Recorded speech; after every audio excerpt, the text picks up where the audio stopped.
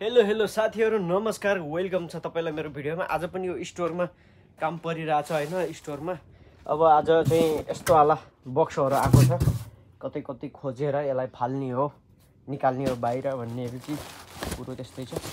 अब हाम्रोमा यस्तो यस्तो सिस्टमको ब्याग हो है।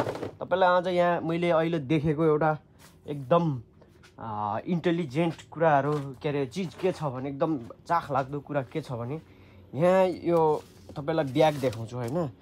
यो ब्याग के छ भने, यो भित्र एल्युमिनियम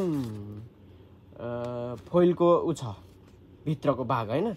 यसमा यो सिस्टम चाहिँ यहाँनेर चिप्काउने वाला, यो चिप्काउने वाला सिस्टम छ।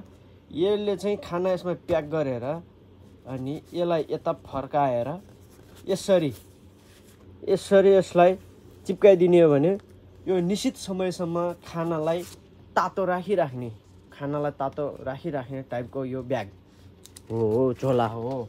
तपाईलाई यहाँ अर्को देखाउँछु म। यो ठुलो छ, साइज अनुसारको झोला छन्। यो देख्न सक्नुहुन्छ तपाईँ। यो झोला यस्तो टाइपको छ कि यो प्याक गरिसकेपछि, खाना यसमा हालिसकेपछि यसलाई यसरी चाहिँ यता फर्काउने हो, फर्काइन यसलाई चिप्काउने। अनि यो निश्चित समयसम्म खाना तातो रहिरहने यो ब्याग चाहिँ एकदम खतरा ब्याग छ।